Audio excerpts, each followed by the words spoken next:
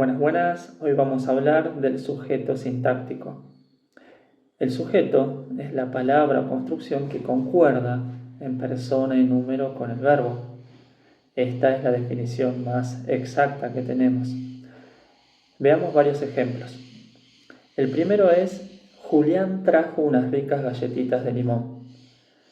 Tengo el verbo trajo y necesito buscar una palabra o construcción que concuerde en persona y número con este verbo. El verbo está en tercera persona singular. Si yo busco, tengo en primer lugar a Julián, que está en tercera persona singular. Concuerda, sí, por lo tanto es el sujeto. Sujeto va a ser Julián, todo lo demás va a ser predicado. Siempre reconocemos al sujeto entonces por concordancia, que es una propiedad gramatical. El segundo ejemplo es: los hermanos de Dante trajeron unas ricas galletitas de limón. En este caso el verbo es trajeron. Está en tercera persona, pero plural. Entonces tengo que identificar una palabra o construcción que esté en tercera persona plural. Inmediatamente al comienzo de la oración tengo los hermanos de Dante. Esa construcción está en tercera persona plural. Su núcleo es hermanos y concuerda con el verbo trajeron. Entonces el sujeto va a ser los hermanos de Dante. Pasemos al siguiente ejemplo. Unas ricas galletitas de limón fueron traídas por Dante. Acá cuidado, porque el verbo es fueron traídas. Es una frase verbal pasiva, que está compuesta por el verbo ser más el participio. Está en tercera persona plural, entonces yo tengo que buscar una palabra o construcción en tercera persona plural. Y otra vez, al principio de la oración tengo unas ricas galletitas de limón. Esa construcción está en tercera persona plural y es la que concuerda con fueron traídas. Acá cuidado, es importante destacar que hay una definición que es errónea de sujeto, que es la de el sujeto es el que realiza la acción verbal. Es errónea o poco precisa, porque en este caso se dan cuenta de que el sujeto no es el que realiza la acción verbal.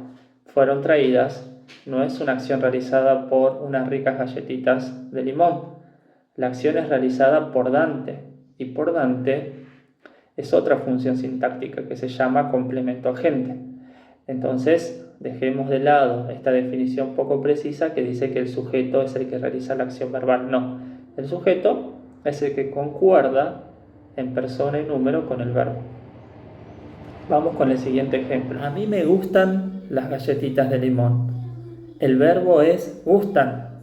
Está en tercera persona plural. Y la construcción que tenemos en tercera persona plural es las galletitas de limón. Entonces, las galletitas de limón es la construcción que concuerda en persona y número con el verbo. Por lo tanto, es el sujeto oracional.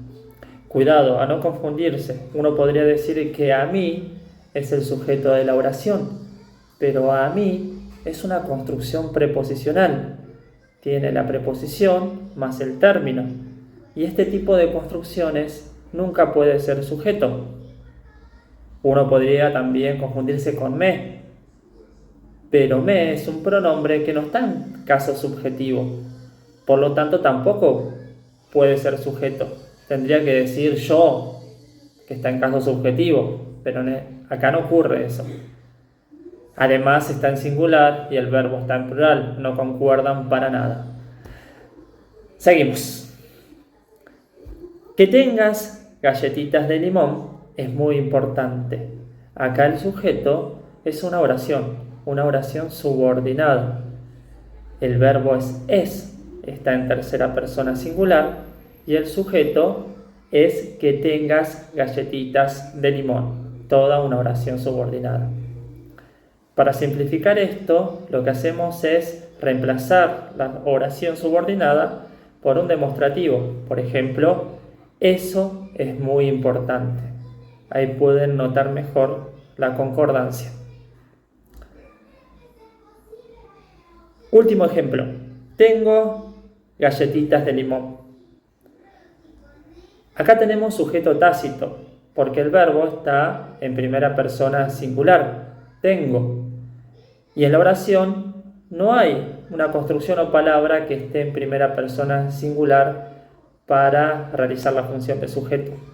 Por lo tanto, como podemos inferir que ese tengo se refiere a yo, a la primera persona singular, decimos que es sujeto tácito. En definitiva, el sujeto es la parte de la oración, construcción o palabra, que concuerda en persona y número con el verbo. Dejemos de lado definiciones poco exactas o erróneas del sujeto. ¿El sujeto es el que realiza la acción del verbo? No. ¿El sujeto es el que está al comienzo de la oración? No. ¿El sujeto es de lo que se habla? Tampoco.